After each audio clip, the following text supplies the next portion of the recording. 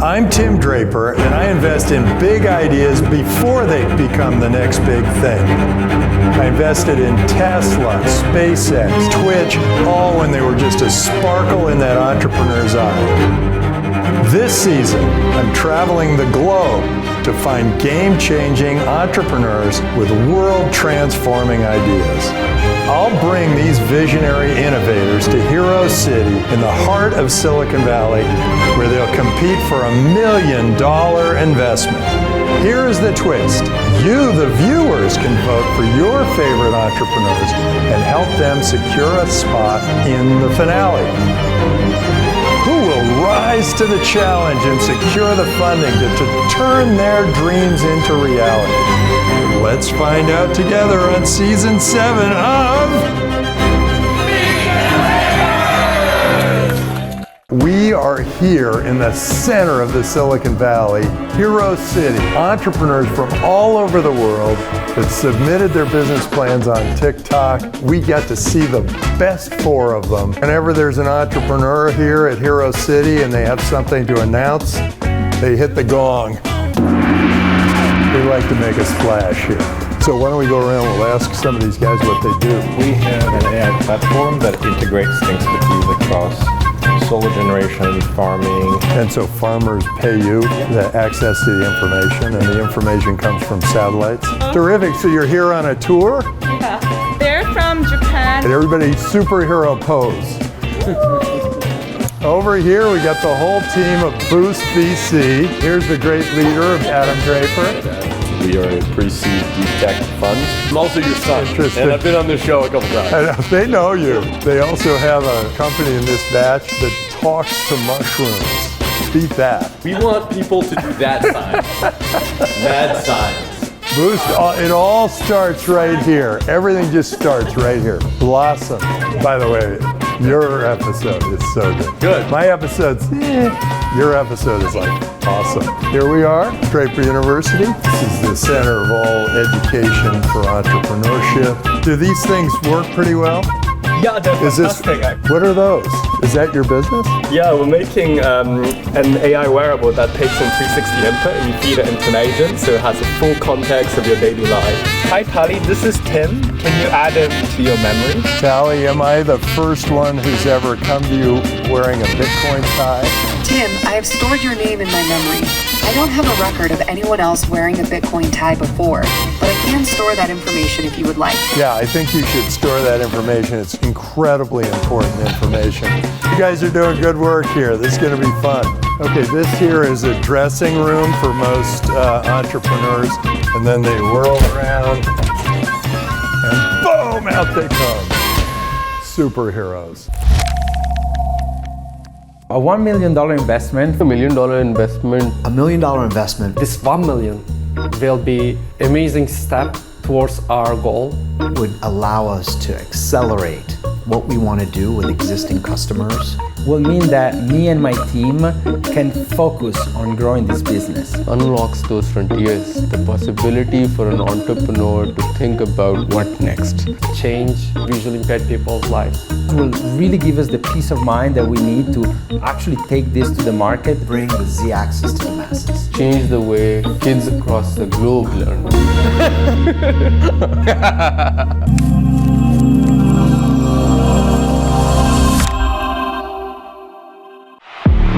Welcome back, everybody, to Meet the Drapers. This is the second episode of the Meet the Drapers TikTok teaming to bring the greatest entrepreneurs from the entire world to you. So exciting. We've got this partnership. We're so excited about what it can do for entrepreneurship generally.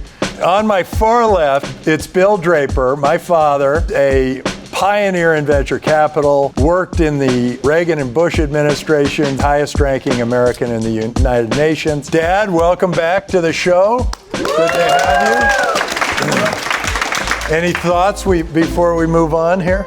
I went to sleep. Listen, I'm really glad to be here. I am really proud of my son, I have to say in front of him.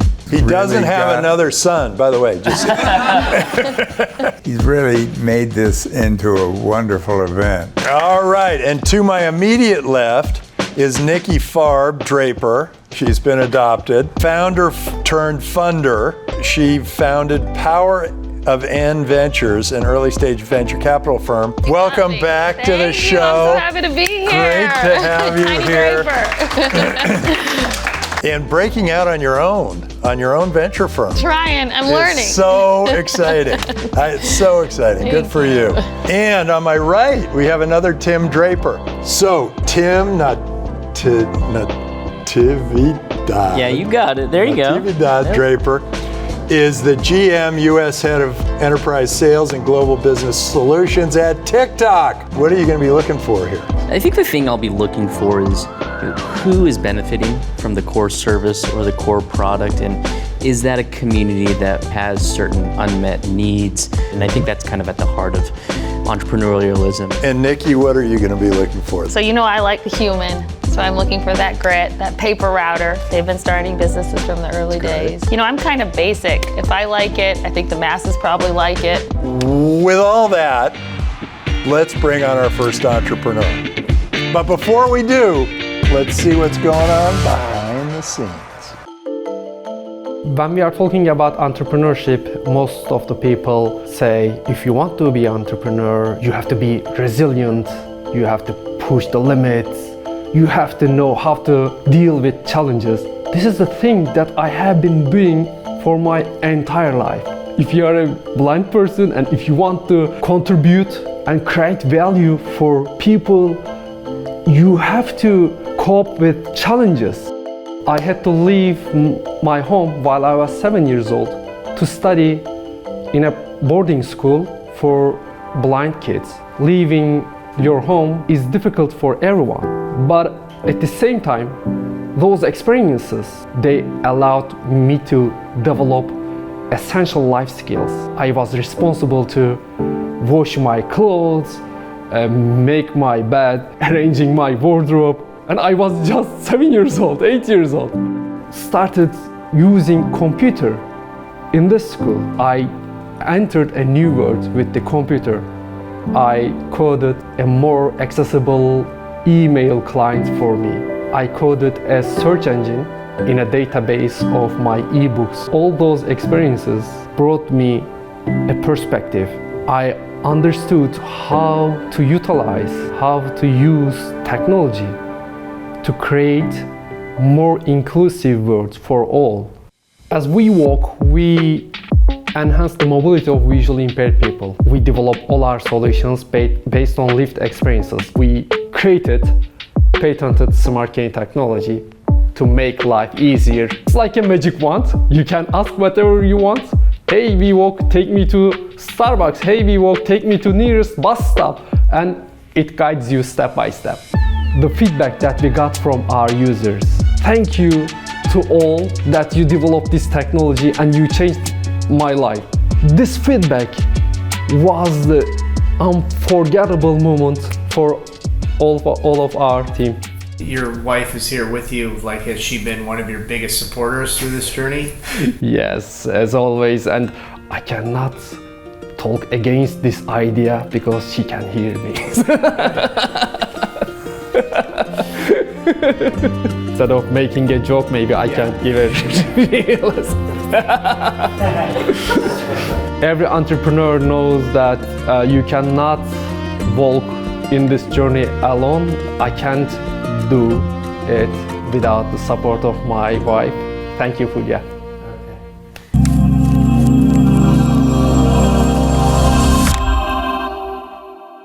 Being in Silicon Valley is like being in the ocean.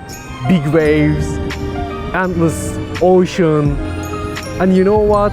Whether you are blind or not, everyone can feel the ocean in the same way. And that's why I believe Silicon Valley is the heart of entrepreneurship and excites everyone.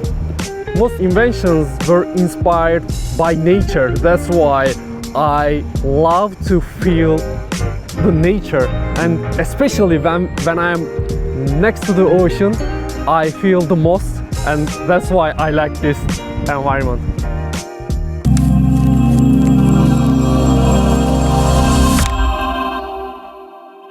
I was excited, but at the same time, it was fun.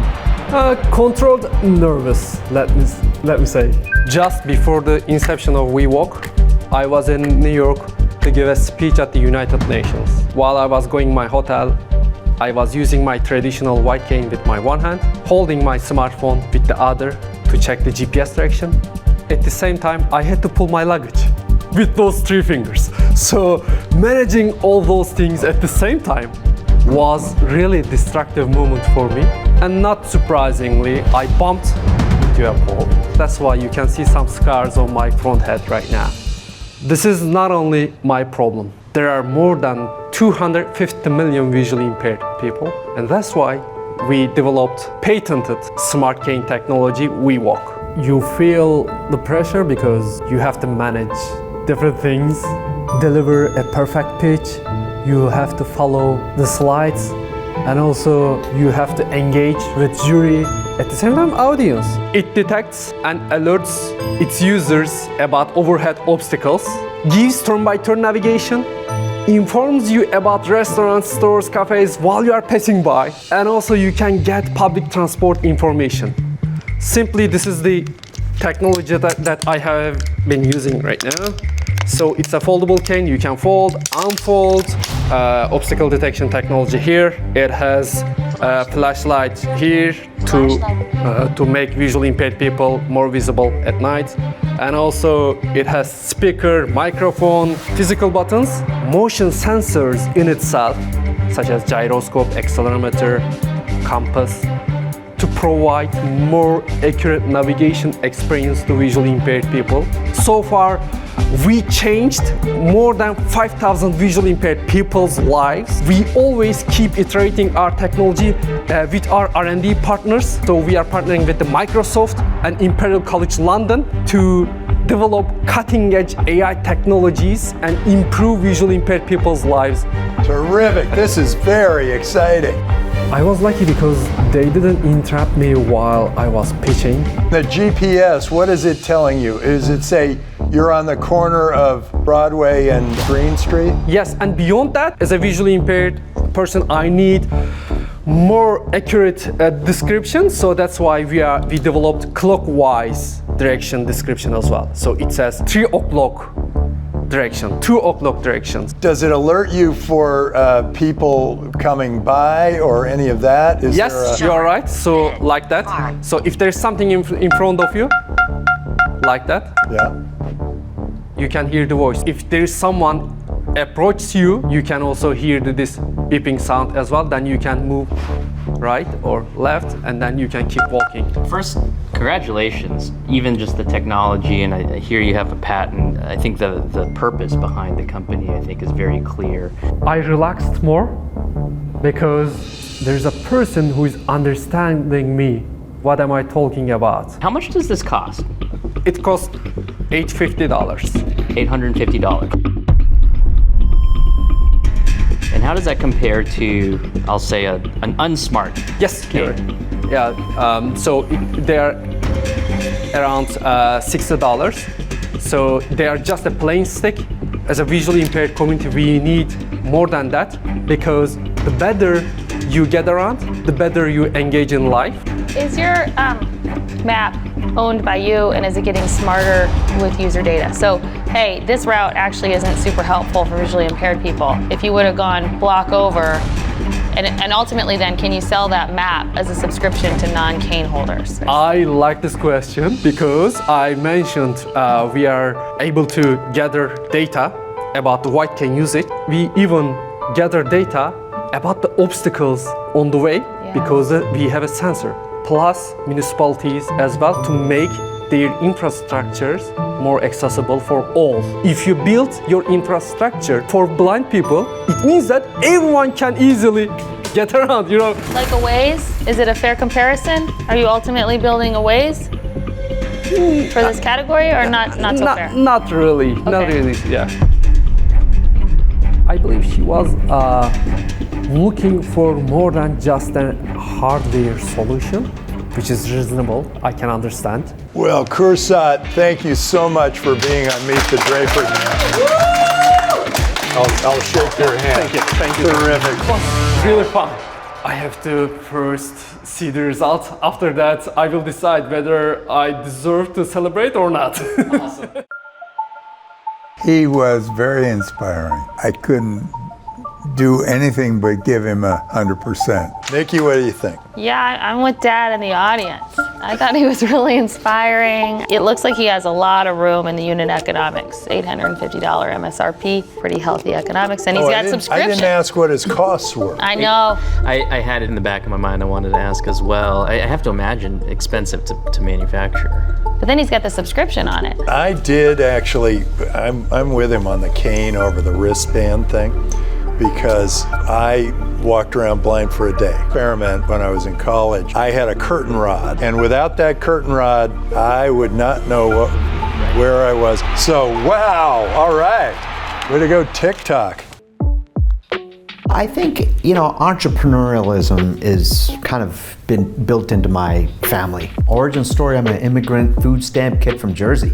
Parents worked really hard to kind of get us through schools, and ended up going to Drexel University in Philadelphia, did engineering, and moved out to the Silicon Valley way back in '96. Ever since then, I've oscillated from big company to small company to founder to investor.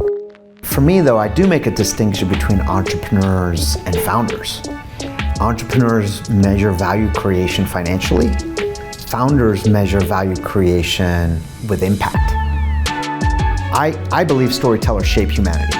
For me, there's almost this war between storytelling and big media companies. To some degree, there's a war with censorship and propaganda.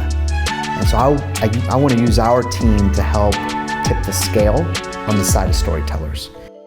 I closely tie my personal identity to my core purpose, to bridge the gap between the haves and have-nots with the power of innovation, to uplift people. That's my core purpose. I'm a single parent here in Silicon Valley, 2 kids, inspire me every day. They check me every day, which is always cool. My son, specifically, he's been along this journey with me. He's one of my beta testers. In fact, he's on my grips when I go shoot content with one of the colleges that we're gonna go visit this Saturday. And he's right there with the camera, holding on to the backpack. See them, and I say, all right, well, what are we building? What are we building? Why are we building it? And how can we support their existence and their friends' existence and their family's existence way into the future? When you've been in Silicon Valley for close to 30 years, you see a lot of cycles come and go. I'm a big fan of legacy, and this is one of the big reasons why I'm excited about Meet the Drapers. Because there is a lineage and a legacy between Bill and Tim and Adam. And that's kind of how my family's also built. What would that kid think about where you are right now, like what you're working on? My internal New Jersey food stamp kid, that kid would tell me that I'm not going hard and fast enough, right? He would say to me, you can do better. You can go harder. You can go faster. You can go bigger. This is media, man. Yeah. Cut it.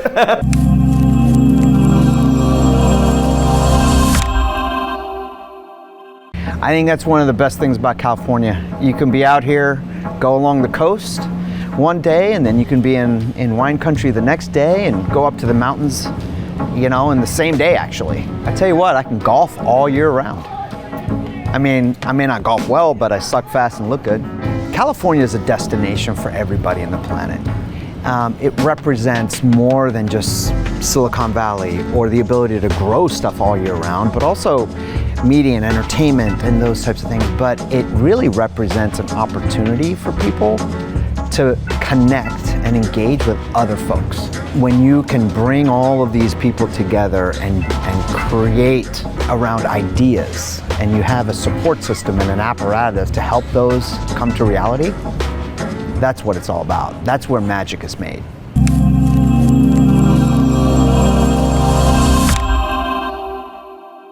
think it's amazing to be able to kind of surface what we're trying to do with the world. I think that excitement far outweighed any kind of nervous energy I would have had. Deepak and I were in India together. It was during the color festival. Where they throw colors on you and stuff. The two of us just got drenched in colors. So fun that you ended up applying to meet the Drapers and somehow coming here. He was a venture capitalist before, or a part of our network. Yeah. And now he's got a startup. Thanks, Tim. I appreciate that. Bill, good to see you again. I was fanboying a little bit with Bill a little bit because he signed his book about 15 years ago. Storytellers shape humanity, and they're not just our cultural icons or political leaders. There are kids, there are teachers, and the formats in which we create stories is constantly evolving. From paint on the walls in caves to paper, radio, TikTok videos, and for thousands of years we've been staring at a rectangle. Recognize this, Bill? Dad, there's your book. Oh. That's right. And we just added a z-axis. My team has been asking this basic question: how will humans interact in X, Y, and Z on billions of devices that exist today, with the expectation that these things are coming? So we created a completely new media format. It's called a Zcast. And a Zcast enables storytellers to engage and interact in spatial content. And our platform, Zeality, allows you to create it, deliver it, market it, and monetize it. So what's the technology? You've created a camera that goes 360. What am I buying from you? He's thinking about it with the frame. But in the long term, we're thinking about a completely immersive environment. We actually built a new media format. You think PDF, you think PowerPoint, think Zcast. I see. So it's a completely new media format. Do you have a VR headset? No. And so we focused on billions of devices that exist today. So what's special about your format? We have 20 patents on this format that combine. What's special about it?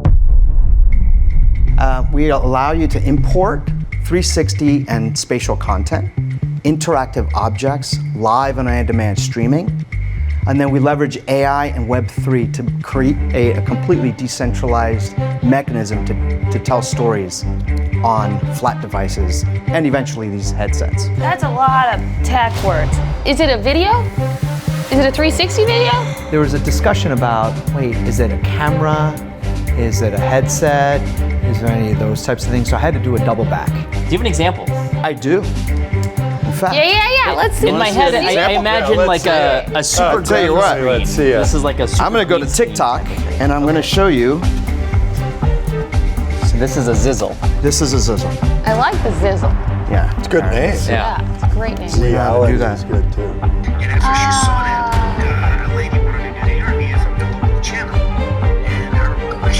So you're filming some content, almost like a Shutterstock, giving that to me, and I can overlay a story on top of content you're filming.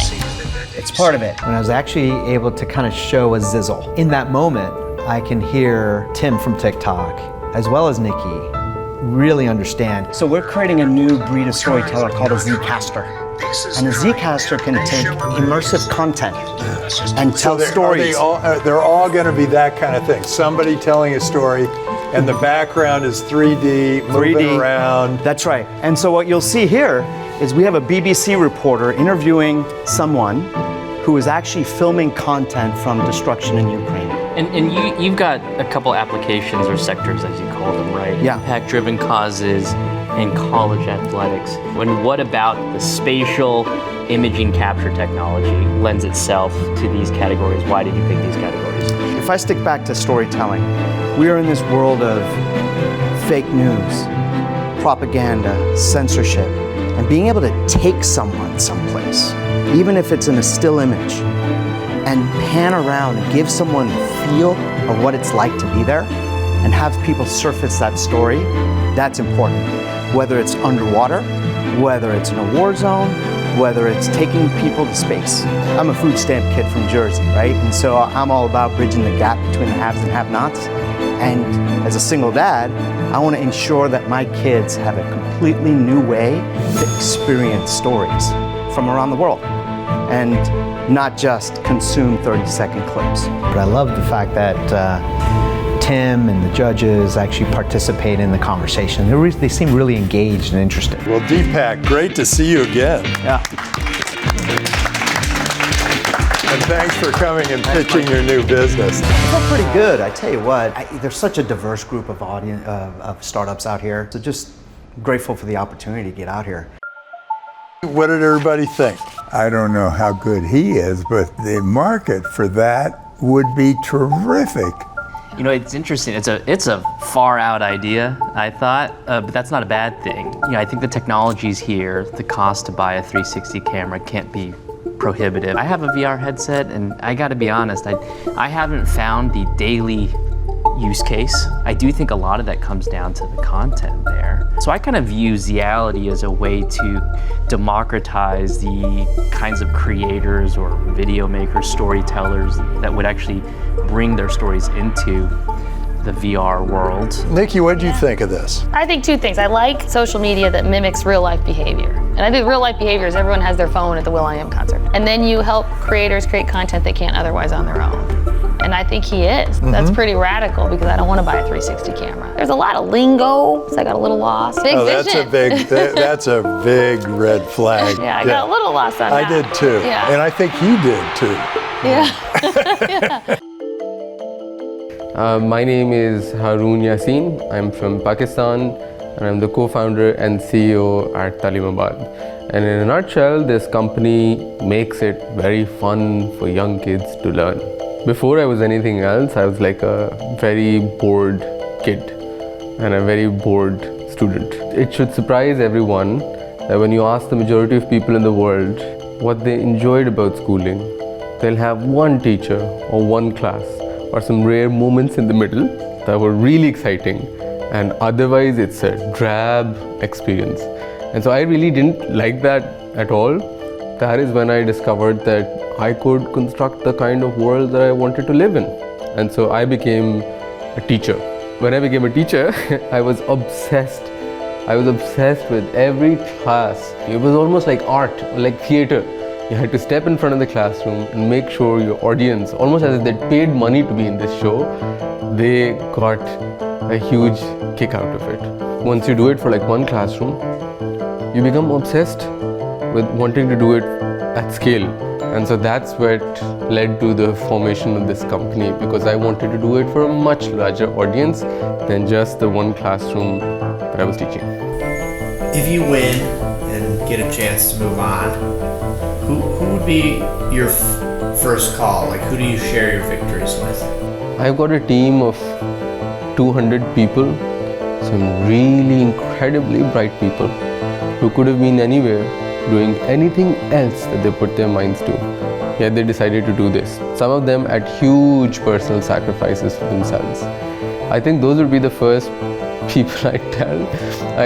I'd probably get all of them on a call and tell them, because I think this is kind of a validation that it is possible to build world-changing companies in Pakistan. I think in the places where you see the most hardship are the places where you also see the most hope.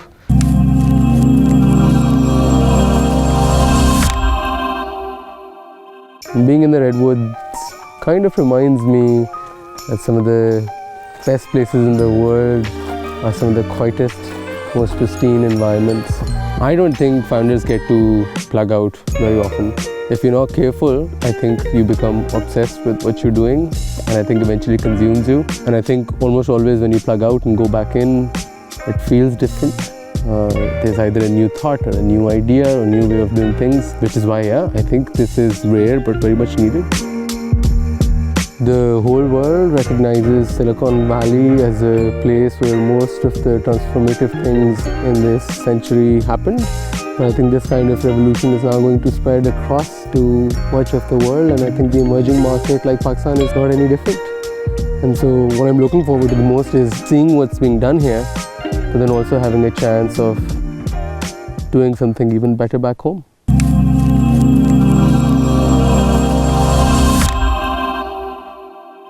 I mean, when they say go, you feel great. It almost feels like you've been held back on a leash. It's almost like meditating. You get lost in it. It is probably the world's best kept secret that kids don't enjoy school. Not anymore. We got a lot of viewers. I didn't either. And so I grew up to become a teacher. I opened my first school at the age of 19. And this is the kind of teacher that I became. Hyper obsessed with keeping my kids on the edge of their seats. My students came from disadvantaged backgrounds in Pakistan but made it to Harvard and Princeton on full scholarships. I started creating YouTube videos on the side on animated curriculum topics. It found its way onto national broadcast television, much like Sesame Street, and eventually we developed an app so that we could engage with these users. You know, governments in the developing world spend $500 billion, but the problem seems to keep getting worse. Half of the kids can't even read by the time they exit primary grades. Education is one of those rare things everybody has an opinion about, but also like it is pretty complex. And so we took the data that we had from hundreds of millions of user interactions and used that to train AI. Here's how it works. If you're a teacher, you hate grading exams. This is an artificial intelligence algorithm that creates and grades all of the exams and assessments that are happening in the school, even dirty handwritten exams. It saves hours and hours of work for the teachers. The teacher gets a live coach in her pocket that is telling her how to teach the next day, how to build the problem sets, what to do to get kids to learn.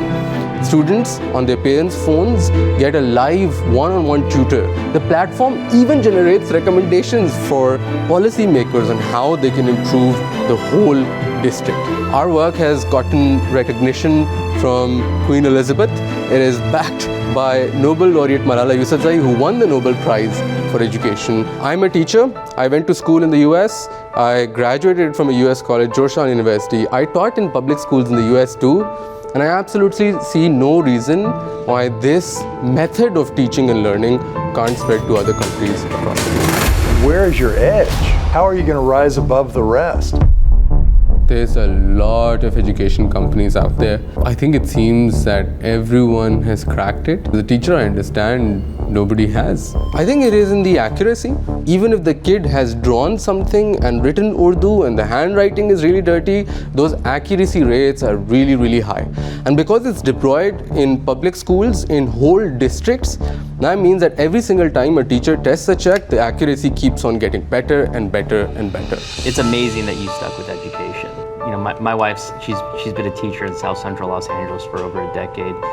You told us here you started at 19 years old as a teacher, and I just think so often people in that field drift off into something else. Yeah. And I think teachers are one of the most underappreciated workers out there. When you see a family member going through that, like he sees his wife going through it every day, I think that's when you realize what the pain points are. You know, I get that the technology here is primarily the AI based. Where does the data come from? The data comes from, for example, like when we take on a district, it is hundreds of thousands of kids. It is on their parents' phone. The kids are using it. It is about 5,000 or 6,000 teachers in each district. They're using it every day. One teacher executing one class generates hundreds of data points. That's where all of the data comes from.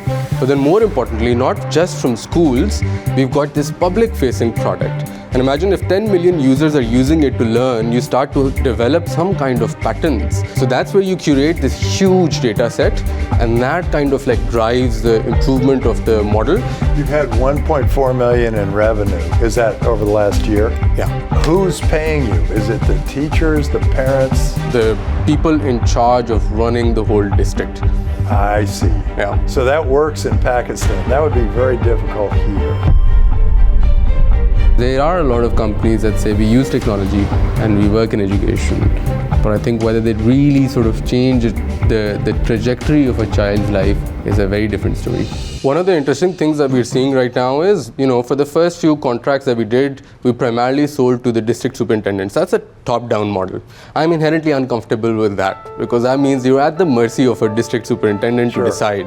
One of the things that happened when this sort of exam checking tool that came out, we had teachers leaking out their usernames and passwords in mass to teachers in other districts for them to use the platform. I think what that fundamentally means is if you solve a really hair on fire kind of problem for a teacher and they start picking it up before you know it, if teachers love it, use it in mass, then district superintendents have a better reason to access that. I think fundamentally what they didn't understand was also if you build a product that everyone loves, almost doing district by district becomes much easier. Terrific. Well, thank you, Haroon. Thanks for being on Meet the Drapers. Once you get into the whole pitch, it becomes a lot of fun.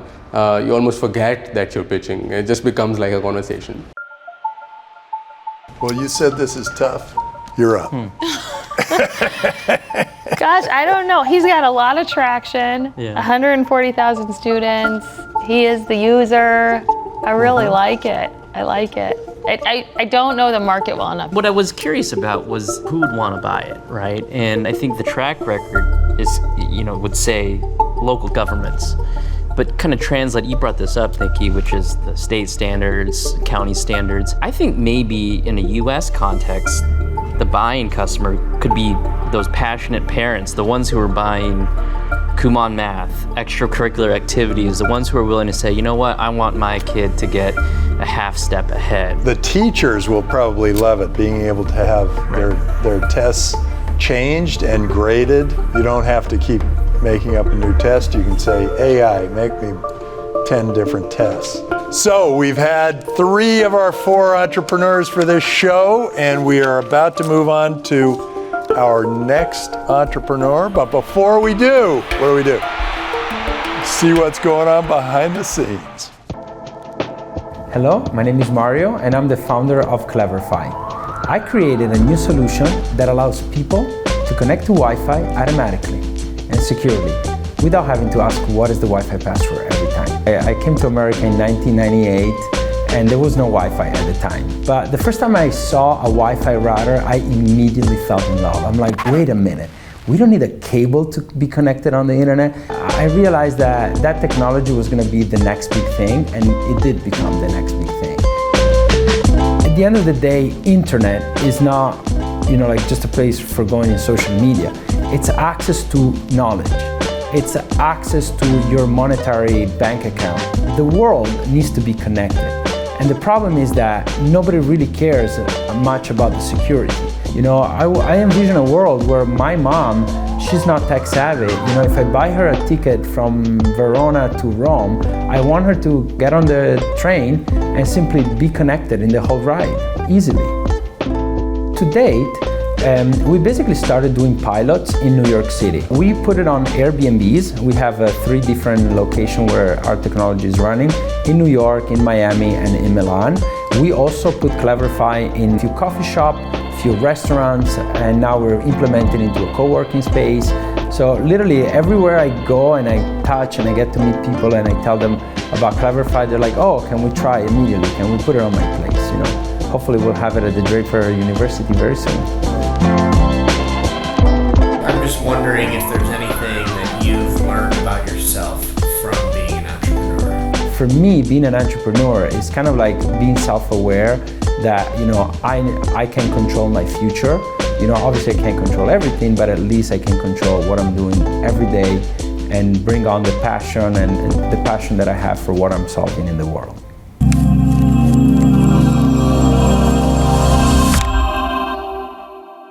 I migrated from Italy in 1998. I've been here for 25 years.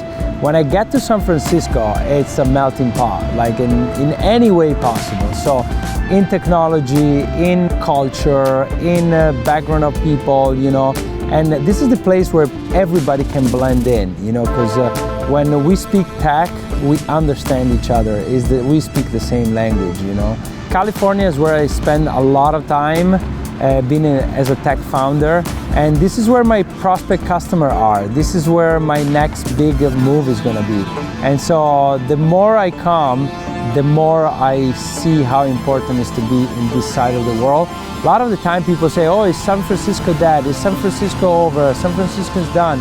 No, San Francisco is not done. The Silicon Valley is not done. This is the place to be if you really want to build a technology company. The amount of people that can help you grow your business here is incredible. And the good thing is that everybody's willing to help.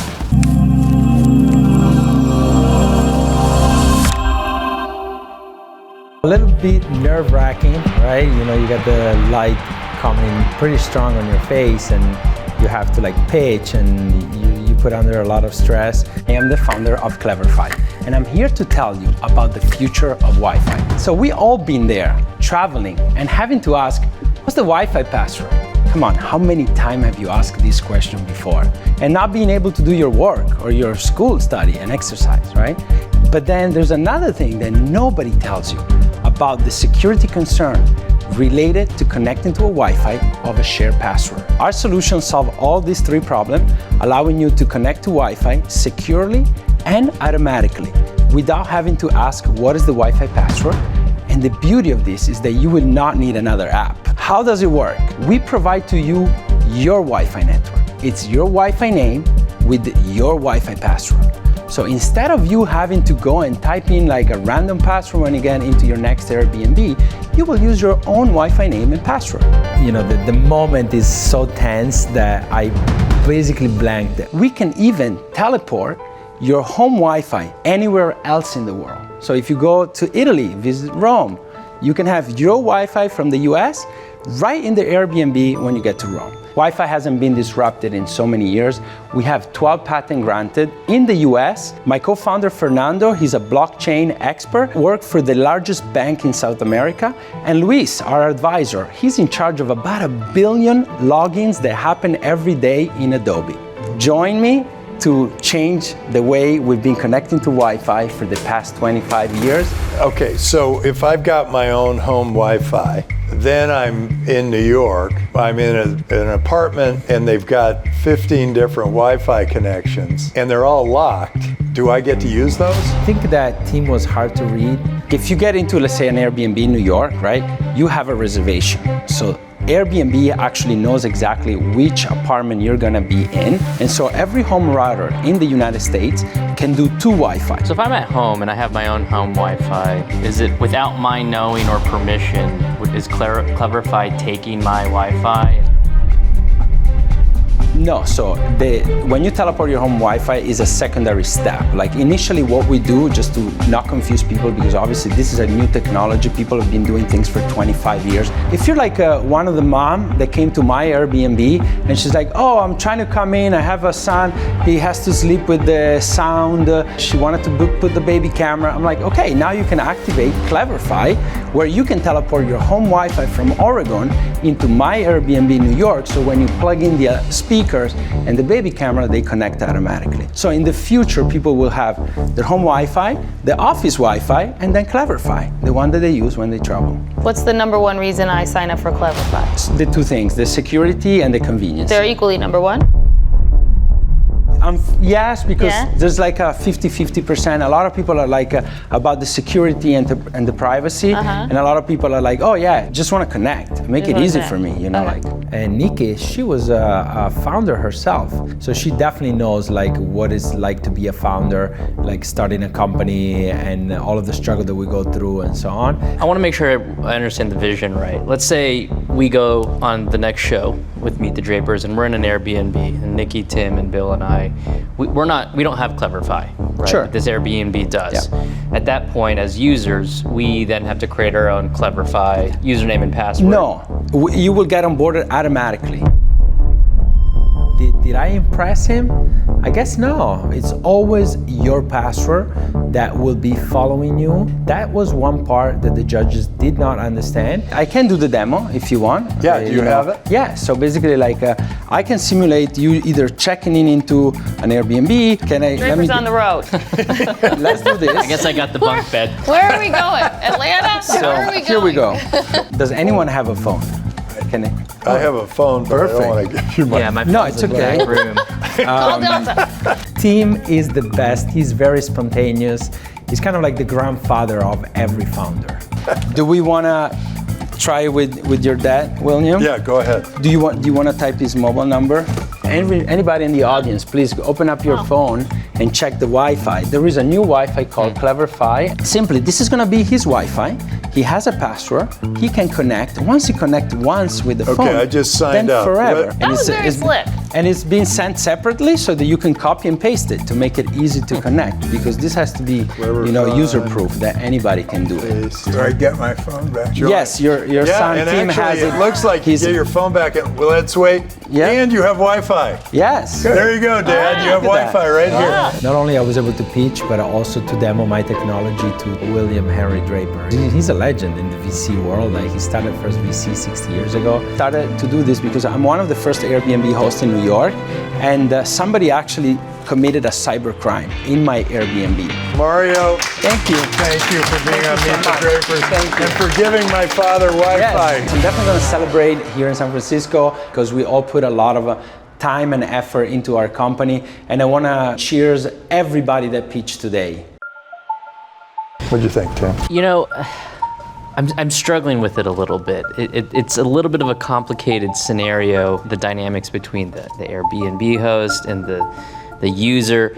I like the idea of ubiquitous Wi-Fi and getting that Wi-Fi if I'm at a cafe shop, if I'm at an airline, but there are companies that do that, and I pay them about $50 a month. It's called T-Mobile, right? If this thing always shows up, Cleverfi, and I know it works, boom, So that would done. be, once you get that part done, Then it's over. It's game over. Yeah, then it's over. Yeah. Nikki, what'd you think? Core basics, I like him. He seems smart. They'd sold a company before. He has a unique approach to the market. The pain maybe for the Airbnb host is big enough, but then is the pain for the user. Like when I go to the coffee shop, am I again like, yeah, I really need that convenience. That was slick. What we just did right That here was crazy. That was crazy. I mean, with Dad's phone. Yeah.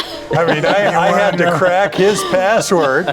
We had his to cracked find his phone number. Your Wi-Fi password, 4BA. Go ahead, try 7535.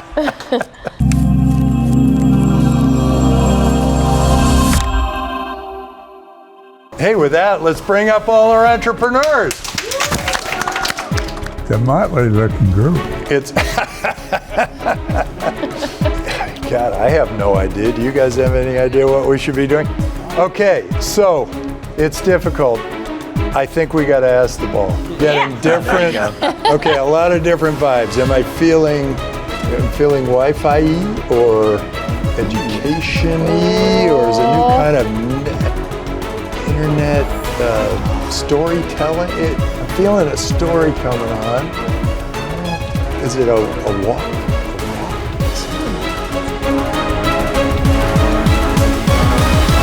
WeWalk, baby!